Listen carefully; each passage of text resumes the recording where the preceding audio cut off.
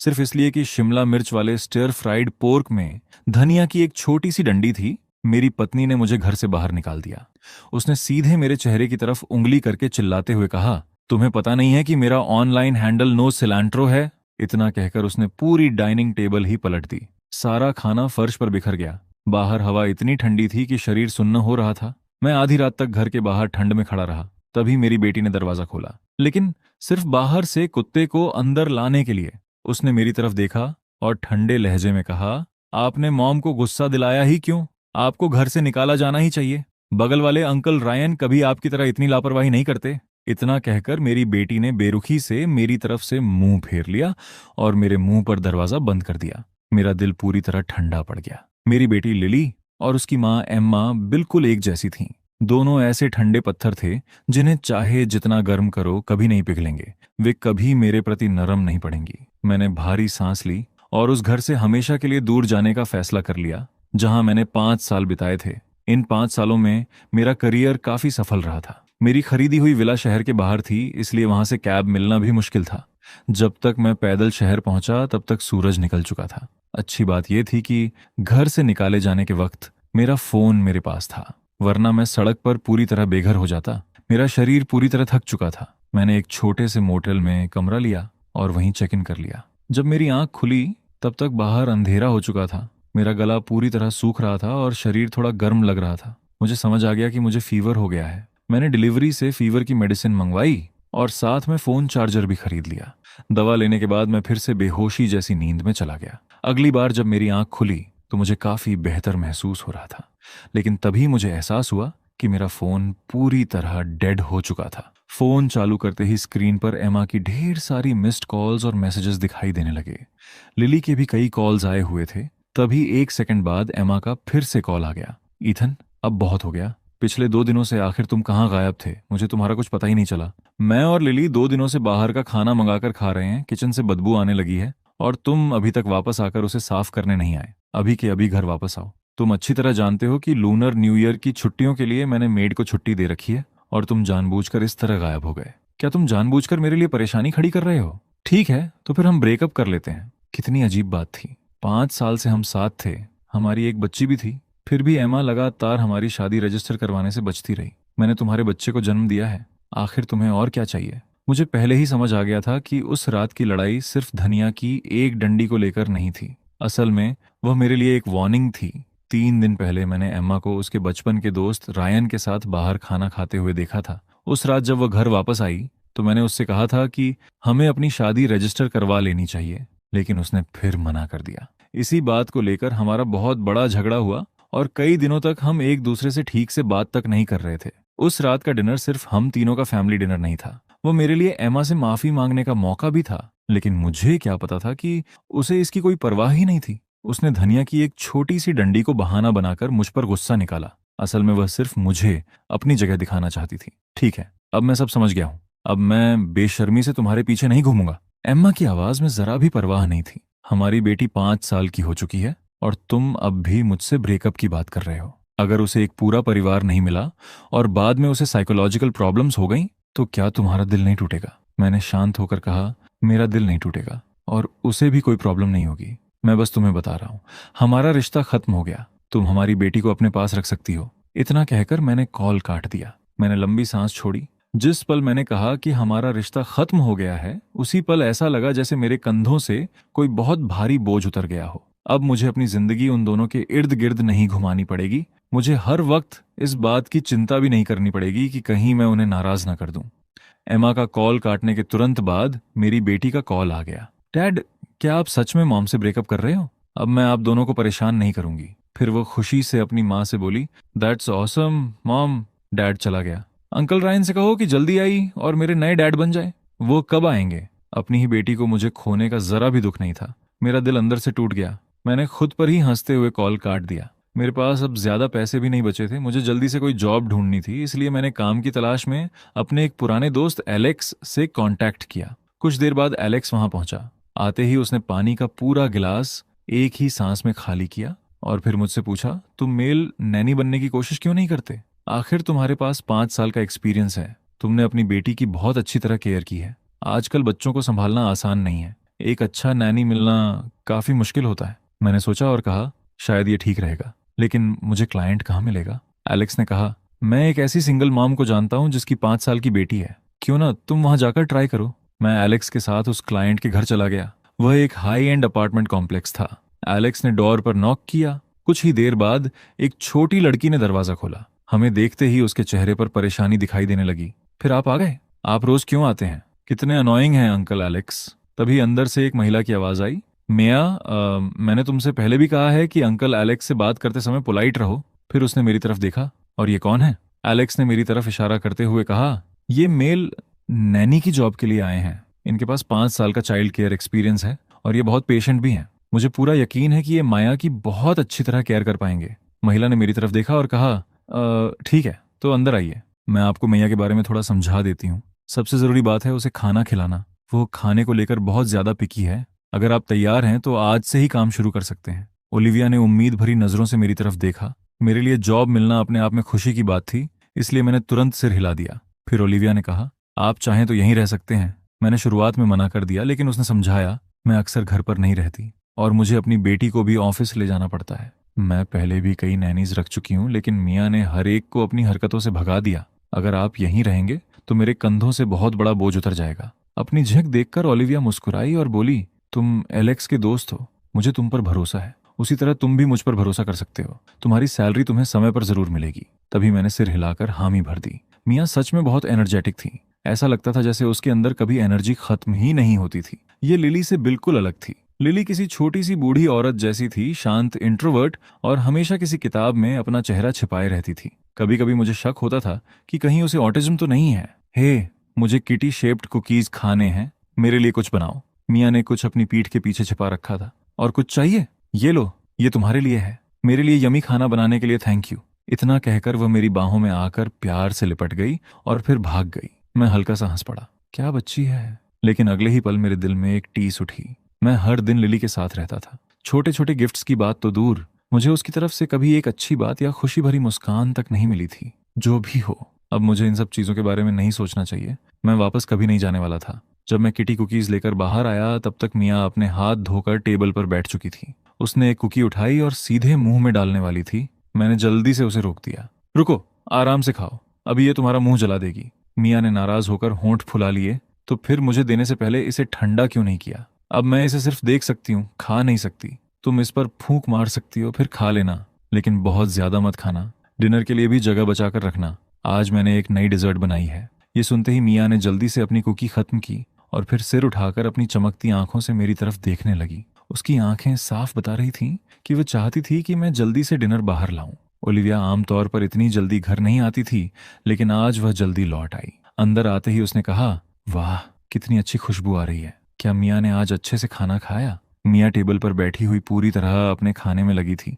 मैंने कहा, बहुत अच्छे से खा रही है। तुमने डिनर किया? उसी वक्त उसके पेट से जोर की आवाज आई। ओलिविया ने थोड़ी शर्मिंदगी के साथ मेरी तरफ देखा और मुस्कुरा दी। मियाँ के पूरे चेहरे पर खाना लगा हुआ था। वह खुशी से हंसते हुए बोली, मॉम, जल्दी से खाना खाओ। अंकल ईथन का खाना बहुत टेस्टी है। उसने जो चीजें नहीं खाई उनके बारे में पूछने के बाद मैंने जल्दी से 2 स्टर फ्राई बना दिए, एक मीट वाला और दूसरा वेजिटेबल्स वाला। माँ बेटी दोनों खुशी खुशी खाना खाते हुए बातें करने लगीं। ओलिविया बीच बीच में मियाँ से बातें करती रही और दोनों एक स्टीम्ड बन के लिए आपस में ही लड़ने लगी। मॉम, तुम मुझे बली कर रही हो। अंकल, ईथन ने ये मेरे लिए बनाया है। वो दोनों तुम्हारे हैं, मेरा वाला मत चुराओ। ओलिविया ने हंसते हुए कहा, लेकिन तुमने भी मेरा खाया था। मुझे कोई फर्क नहीं पड़ता, ये वाला मेरा है। मैं किचन में खड़ा बर्तन साफ कर रहा था और उनकी बातें सुन रहा था। मेरे चेहरे पर अपने आप मुस्कान आ गई। ऐसा नज़ारा एमा और लिली के बीच कभी देखने को नहीं मिला था। वे दोनों हमेशा अपनी अपनी दुनिया में रहती थीं। मैं उनकी जितनी भी केयर करता, बदले में मुझे सिर्फ कमियां और शिकायतें सुनने को मिलती थीं। लिली तो मेरे बनाए एनिमल कुकीज तक की शिकायत करती थी। उफ, ये बहुत चाइल्डिश है। डैड, क्या आप इन्हें बनाना बंद नहीं कर सकते? अंकल रायन कहते हैं कि मैं अब बड़ी लड़की हो गई हूँ और मुझे ऐसी चीजें नहीं खानी चाहिए।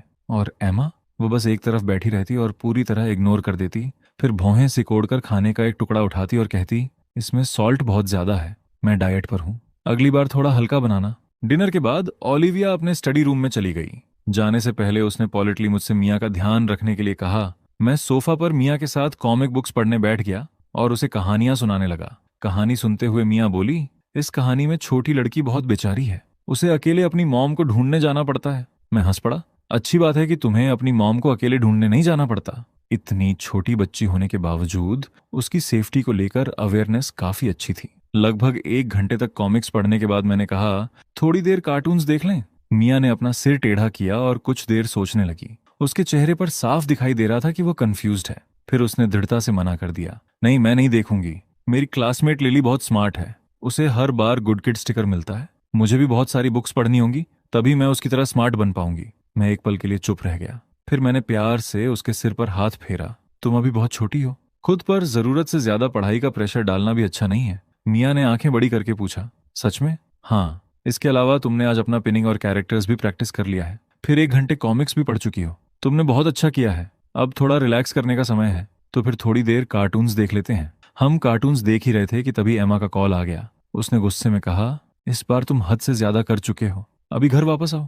वाटर हीटर खराब हो गया है और उसे ठीक करवाने वाला कोई नहीं है। और आज तुम लिली को स्कूल से लेने तक नहीं आए। मुझे तो तब पता चला जब उसकी टीचर ने मुझे कॉल किया। तुम दिन ब दिन हद पार करते जा रहे हो। मैंने शांत आवाज में कहा, जिस दिन तुमने बिना मेरी सेफ्टी की जरा भी परवाह किए मुझे घर के बाहर बंद कर दिया था, उसी दिन हमारे बीच सब खत्म हो गया था। अब कोई भी मुझे कंट्रोल नहीं करेगा। मुझे दोबारा कॉल मत करना। इतना कहकर मैंने कॉल काट दिया, ठीक उसी तरह जैसे एमा हमेशा मेरा कॉल काट दिया करती थी। लेकिन कॉल काटने के बाद भी एमा ने मेरा पीछा नहीं छोड़ा। वह लगातार मुझे मैसेजेस भेजती रही। ईथन, तुम इतने बेरहम कैसे हो सकते हो? तुमने अपनी ही बेटी और अपने परिवार को इस तरह छोड़ दिया। क्या तुम इंसान भी हो? अगर तुम वापस नहीं आए तो फिर अपनी बेटी को देखने की उम्मीद भी मत रखना। अगर ये बातें पहले की होती तो शायद इन्हें पढ़कर मेरा दिल टूट जाता। मैं उन्हें वापस पाने के लिए हर संभव कोशिश करता, लेकिन इस बार ऐसा नहीं था। जिस पल उन्होंने मुझे घर से बाहर बंद करके ठंड में मरने के लिए छोड़ दिया था, उसी पल मेरा दिल पूरी तरह मर चुका था। मेरी अपनी बायोलॉजिकल डॉटर हो या नाम की वाइफ, अब इनमें से किसी की भी मेरे लिए कोई अहमियत नहीं थी। मेरे लिए सबसे जरूरी था कि मैं खुद का अच्छी तरह ख्याल रखूं और अपनी जिंदगी खुशी से जीऊं। मैंने अपना फोन बंद कर दिया। अगले दिन जब मैं माया को स्कूल से लेने गया तो मेरी मुलाकात एम्मा से हो गई। मैं तुम्हें बता रही हूँ, अब तुम अपनी बेटी से मिलने की उम्मीद भी मत रखना। लिली का तुम्हारे जैसा कोई पिता नहीं है। क्या तुम्हें पता है, इन कुछ दिनों में तुम्हारे बाहर घूमने के कारण लिली कितनी दुबली हो गई है? अब अगर तुम वापस आकर अपनी बेटी के लिए गिड़गिड़ाना भी चाहो तो कोई फायदा नहीं होगा। आसपास मौजूद दूसरे पेरेंट्स भी मुझे घूर कर देखने लगे। मैं अब खुद को रोक नहीं पाया और पलटकर बोला, तो इन कुछ दिनों से तुमने लिली का बिल्कुल ख्याल नहीं रखा और उसे भूखा रहने दिया? कैसी माँ हो तुम? जब तुमने मुझे बाहर ठंड में मरने के लिए छोड़ दिया था, तब क्या तुम्हें एक बार भी याद आया कि मैं लिली का पिता हूं? क्या तुमने सोचा कि इससे उसका दिल टूट सकता है? तुम सिर्फ अपने बच्चे को शील्ड और वेपन की तरह इस्तेमाल करना जानती हो। मेरे हिसाब से तुम्हें मां न बनना ही बेहतर है। एम्मा ने नहीं सोचा था कि मैं सबके सामने उसकी सच्चाई बता दूंगा। वह कुछ पल के लिए बिल्कुल चुप हो गई और वहीं खड़ी होकर स्कूल की छुट्टी होने का इंतजार करने लगी। तभी मियाँ अपना छोटा बैकपैक पहने हुए मेरी तरफ दौड़ती हुई आई और मेरी बाहों में कूद गई। उसने खुशी से पूछा, अंकल ईथन, क्या आज आपने रोज पेस्ट्रीज बनाए हैं? मेरा खाने का बहुत मन कर रहा है। तुम भी ना, कितनी बड़ी ग्लूटन हो। मैंने सारे बना दिए हैं और फ्रेश जूस भी निकाला है। घर जाकर सब खत्म कर देंगे, ठीक है? एम्मा ने लिली का हाथ पकड़ रखा था। उसने नाराज होकर कहा, ईथन, क्या तुम्हारा कोई अफेयर चल रहा है? तुम्हारे पास इतनी बड़ी बच्ची भी है? मैंने उसे घूर कर देखा।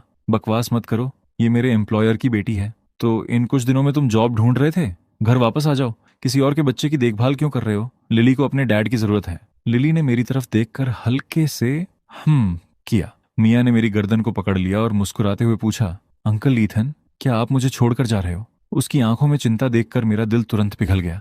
एमा, हमने कभी मैरिज रजिस्टर तक नहीं कराई, फिर भी तुम मुझसे इस तरह चिपकी हुई हो, इसका कोई मतलब नहीं है। वैसे भी मेरे जाने के बाद रायन सीधे तुम्हारे घर आ सकता है। आखिर तुम दोनों हमेशा से यही तो चाहते थे। इतना कहकर मैं मियाँ को साथ लेकर वहां से चला गया। शायद उस दिन मेरी बात का एमा पर असर हुआ था। काफी समय तक वे दोनों मुझे परेशान करने नहीं आए। कुछ दिनों बाद किंडरगार्टन में आर्ट्स एंड क्राफ्ट्स डे आयोजित हुआ, जिसमें पेरेंट्स को भी शामिल होना था। ओलिविया ने मुझसे उसकी जगह जाने के लिए कहा। वह सच में समय नहीं निकाल पा रही थी और उसने मुझे इसके लिए बोनस भी दिया। मियाँ ने दरवाजे से अपना सिर बाहर निकाला और बड़ी उम्मीद से मेरी तरफ देखने लगी। उस दिन जब मैं वहां पहुंचा, लिली ने दरवाजे पर ही मेरा रास्ता रोक लिया और अपनी बाहें फैला दी। मैंने तुम्हें यहाँ नहीं बुलाया, आज रायन मेरे साथ आ रहा है। तुम चले जाओ, टीचर ने हमारे लिए सिर्फ एक सीट रखी है। अगर तुम आ गए तो अंकल रायन के बैठने की जगह नहीं बचेगी। जैसे ही उसने अपनी बात खत्म की, रायन भी वहां आ गया।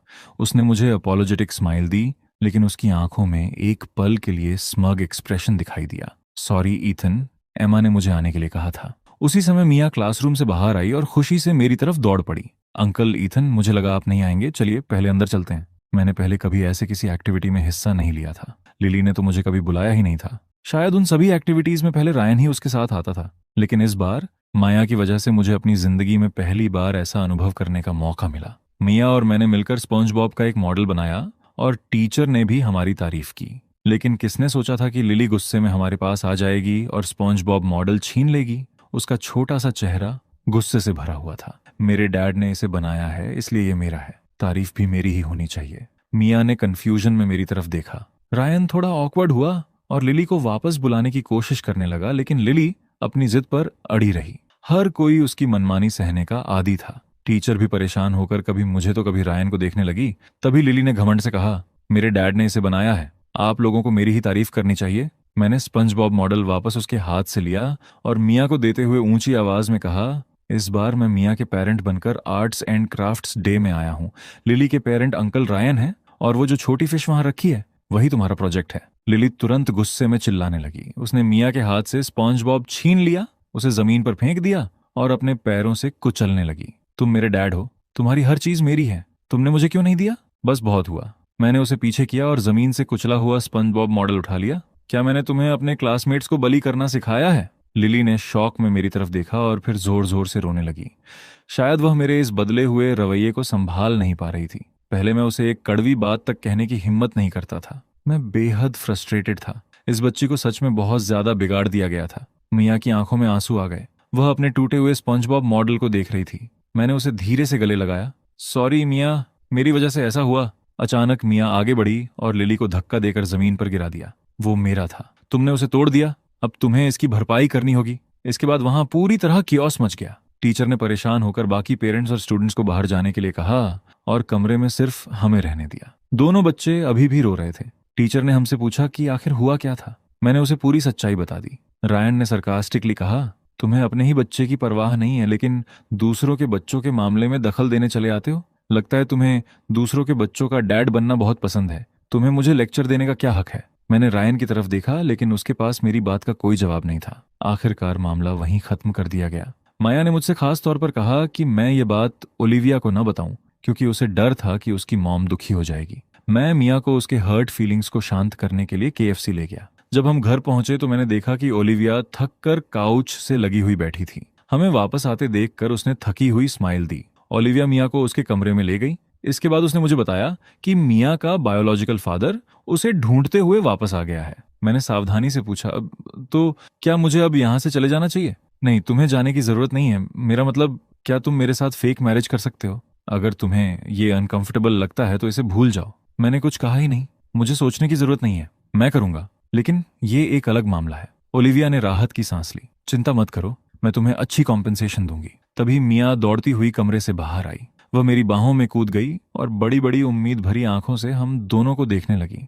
मॉमी, अंकल ईथन, क्या आप दोनों शादी करने वाले हो? इसका मतलब क्या अब से मैं अंकल ईथन को डैड कह सकती हूँ? ओलिविया ने मेरी तरफ शर्मिंदा होकर देखा। उसने मिया को रोकने की कोशिश करते हुए धीरे से कहा, बकवास मत करो। मैंने मिया को अपनी बाहों में और करीब कर लिया। बिल्कुल सही, अब से तुम मुझे डैड कह सकती हो, ठीक है? मिया खुशी से खिल उठी। वह दौड़कर अपने कमरे में गई और थोड़ी देर बाद एक छोटा सा बॉक्स लेकर बाहर आई। उसने वो बॉक्स मुझे देते हुए गंभीरता से कहा, तो फिर डैड, अब से आपको मम्मी का अच्छे से ख्याल रखना होगा। अगर आपने ऐसा नहीं किया तो मैं आपको फिर डैड नहीं बुलाऊंगी। पता नहीं क्यों मिया की यह धमकी मुझे बेहद प्यारी लगी।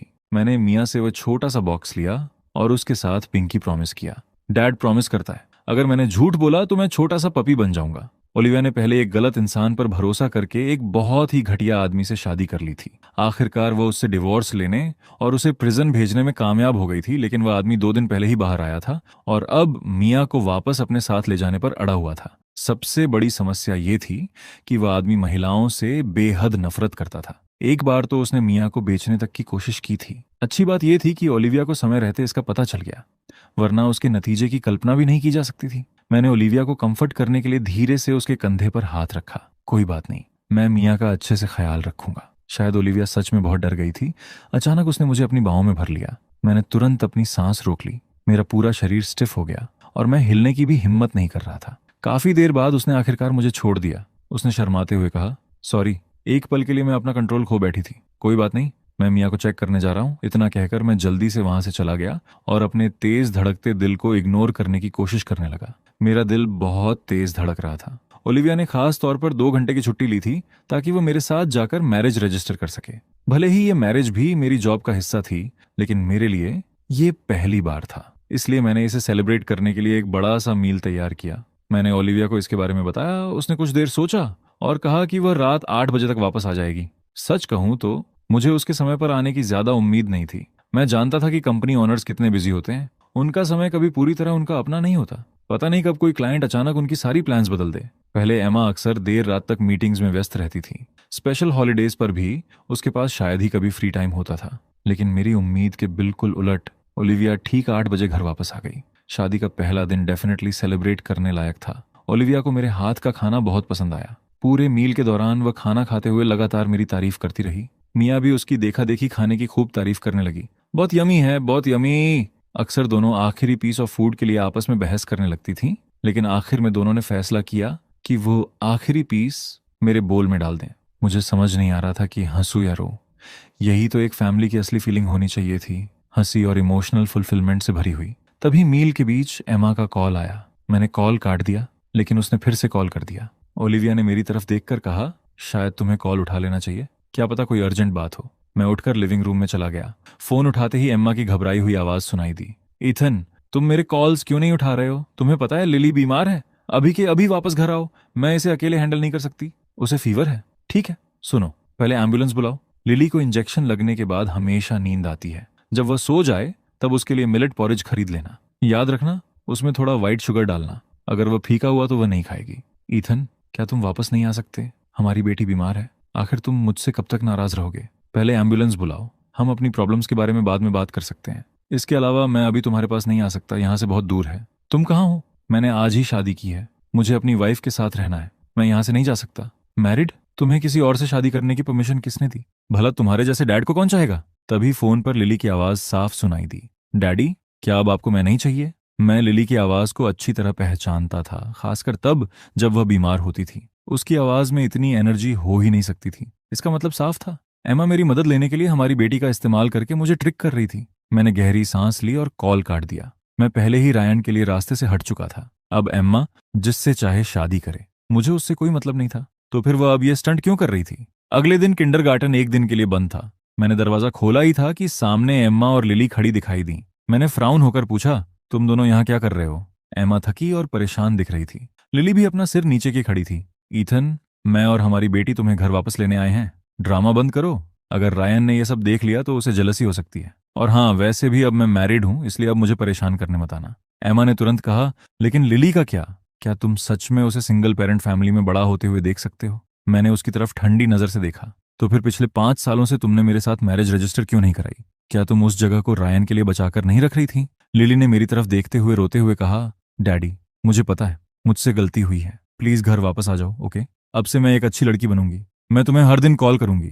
डैडी, मुझे छोड़कर मत जाओ। अगर ये पहले की बात होती तो मैं बिना कुछ सोचे उसे माफ कर देता, लेकिन उस रात के बाद मुझे सच में बेट्रायल महसूस हुआ था। मुझे डर था कि भविष्य में किसी दिन ये दोनों सच में मुझे मरते हुए भी बस खड़े होकर देखती रहेंगी। मैंने उसका हाथ अपने से हटा दिया, फिर ठंडी आवाज में कहा, मैं चाइल्ड सपोर्ट समय पर भेजता रहूंगा, लेकिन वापस नहीं आऊंगा। स्वीट हार्ट, मुझे यकीन है अंकल रायन तुम्हारा डैड बनकर बहुत खुश होंगे। तुम्हें वो बहुत पसंद है ना? किसने सोचा था कि मेरी बेटी अचानक फूट फूट कर रोने लगेगी? अंकल रायन बिल्कुल अच्छे नहीं है। उन्हें किटी कुकीज बनाना नहीं आता। वो मेरे साथ बुक्स भी नहीं पढ़ते।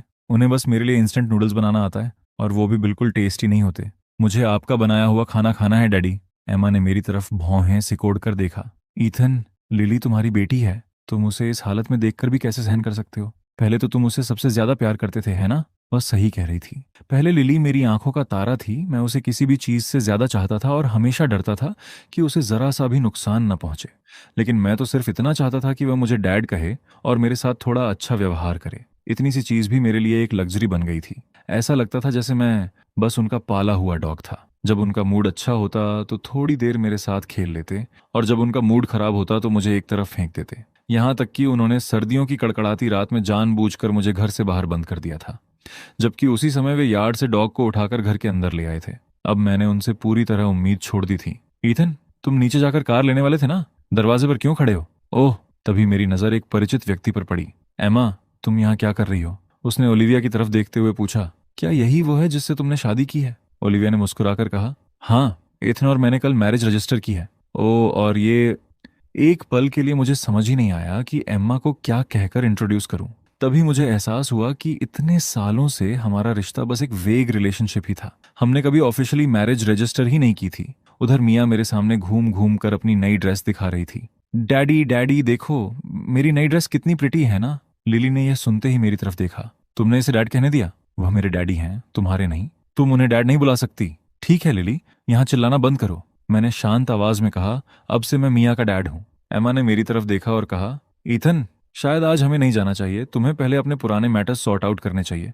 मिया का छोटा सा चेहरा तुरंत उदास हो गया। मैंने उसे उठाकर अपनी बाहों में लिया और नीचे जाने लगा। मैंने मिया से प्रॉमिस किया था और मुझे अपना प्रॉमिस निभाना था, वरना डैडी छोटा सा पपी बन जाएगा। मैं मिया को कॉटन कैंडी खरीदने ले गया। ओलिविया टिकट्स लेने के लिए लाइन में खड़ी हो गई। तभी लिली दौड़ती हुई मेरे पास आई और अपनी बाहें फैलाकर मुझे उठाने के लिए कहने लगी, डैडी, मुझे भी कॉटन कैंडी चाहिए। मैंने उसकी तरफ देखा, लेकिन इस बार उसके लिए मेरे दिल में पहले जैसी सिंपैथी नहीं थी। युवक, तुम जानबूझकर ऐसा कर रहे हो, है ना? पहले तुम मेरे साथ ऐसे बिहेव करते थे जैसे मैं तुम्हारे लिए कुछ भी नहीं हूं, और अब तुम्हें मुझे खुश देखकर भी बर्दाश्त नहीं हो रहा। क्या तुम दोनों सिर्फ मेरी जिंदगी बर्बाद करने के लिए पैदा हुए हो? लिली की आंखों में आंसू भर आए, लेकिन इस बार उसे मेरी तरफ से कोई सिंपैथी या कंफर्ट नहीं मिला। मेरा पीछा करना बंद करो। पता नहीं क्यों रायन भी वहां आ गया था। वह एमा और लिली के साथ चल रहा था, लेकिन उसे भी उनसे कोई अफेक्शन नहीं मिल रही थी, बिल्कुल वैसे ही जैसे पहले मुझे नहीं मिलती थी।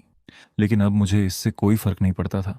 इस समय मैं सिर्फ मिया की हैप्पीनेस को प्रोटेक्ट करना चाहता था। मैंने मिया को अपनी बाहों में लेकर कैरोसेल राइड की। ओलिविया पास खड़ी होकर हमारी फोटोज ले रही थी। उसने किसी और से हम तीनों की एक साथ फोटो भी खिंचवाई। उसने 3 बलून्स खरीदे और उन्हें हमारी रिस्ट से बांध दिया। जब हम थक गए तो हम एक हॉट पॉट रेस्टोरेंट में खाना खाने चले गए। एमा और उसका ग्रुप हमारे सामने वाली टेबल पर बैठ गया। लिली मुझे उम्मीद भरी नजरों से देख रही थी। शायद वो उम्मीद कर रही थी कि मैं पहले की तरह उसके साथ भी अच्छा व्यवहार करूंगा। सिर्फ उन्हें देखकर ही मुझे इरिटेशन होने लगी। मैंने ओलिविया से कहा, शायद हमें कहीं और जाकर खाना चाहिए। मिया मेरे लाए हुए मिल्क को पी रही थी। अचानक थोड़ा मिल्क उसकी शर्ट पर गिर गया। मैंने तुरंत एक वाइप निकाला और उसकी शर्ट साफ करने लगा। फिर मैंने कहा, नहीं, कोई बात नहीं, मिया को यह जगह पसंद है। ओलिविया की नजर बेहद जेंटल थी। ईथन, कभी कभी मेरा मन करता है कि काश तुम मिया के रियल फादर होते। मैंने उसकी तरफ देखा। अब से मैं ही उसका रियल फादर हूँ। मैंने प्यार से मिया के सॉफ्ट चीक्स दबाए। डैडी, हाँ मेरी अच्छी बेटी, हमारी मिया कितनी अच्छी गर्ल है। जब हम हॉट पॉट रेस्टोरेंट से बाहर निकले,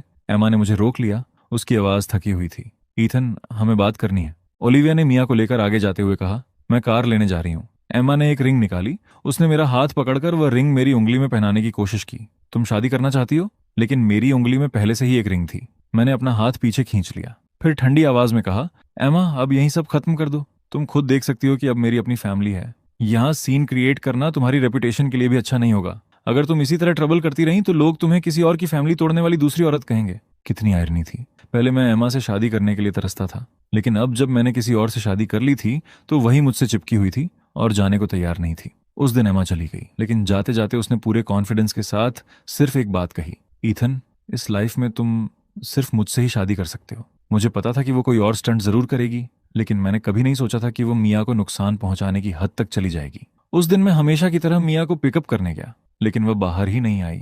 एमा ने मुझे धमकी दी। उसने कहा कि अगर मैं मिया को दोबारा देखना चाहता हूं तो मुझे अभी ओलिविया से डिवोर्स की बात करनी होगी। तभी लिली बाहर दौड़ती हुई आई और मुझसे लिपट गई। वो बहुत खुश लग रही थी। डैडी, क्या आप मुझे लेने आए हो? मैंने तुरंत पूछा, मिया कहाँ है? तुम दोनों एक ही क्लास में हो, वो बाहर क्यों नहीं आई? लिली ने अपना सिर नीचे कर लिया और मेरी तरफ देखने की हिम्मत नहीं की।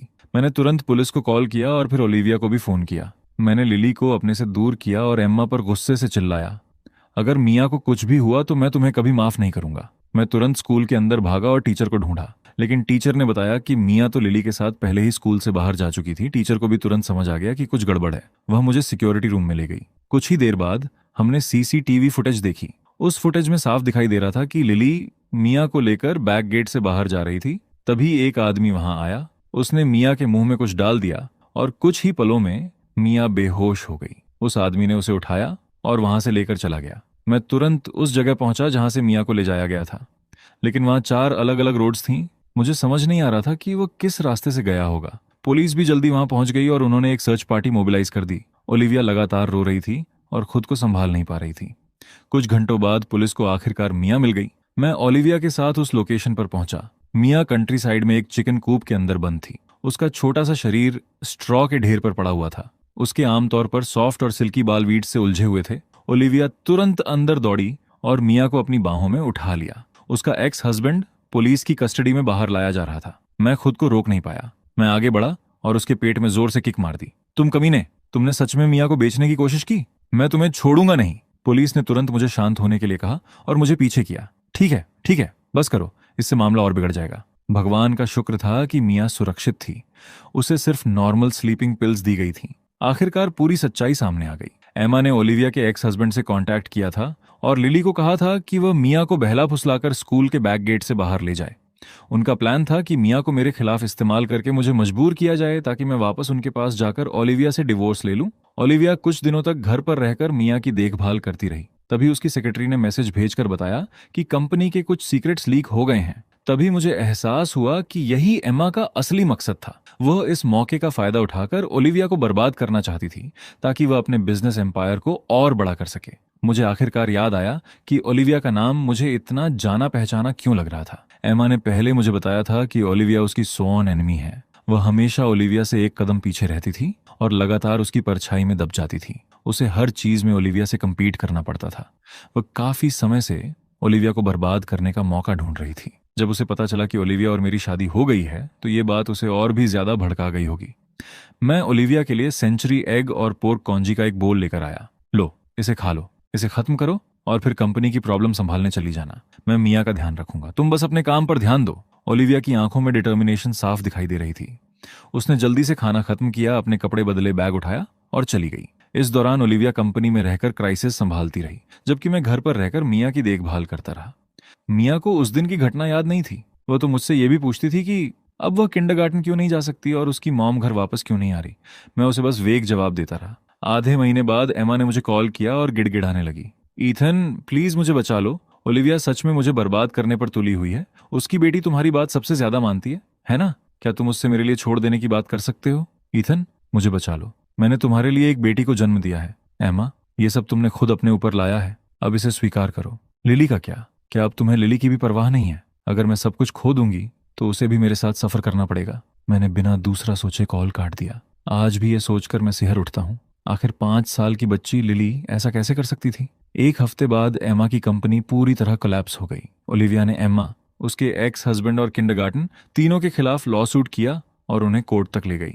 जहां तक लिली की बात थी, अब वह सिर्फ मेरे साथ रह सकती थी। जिस दिन मैं उसे लेने गया वह बहुत खुश थी। डैडी, अब मैं फिर आपके साथ रह सकती हूँ। क्या आप आज रात मेरे फेवरेट नूडल्स बना सकते हो प्लीज? मैं लिली का फादर हूँ और उसे पालना मेरी रिस्पॉन्सिबिलिटी है, लेकिन मैं उसे अपने घर वापस लाकर अपने साथ रखने वाला नहीं था। इसके बजाय मैंने उसकी देखभाल के लिए एक नैनी हायर कर दी।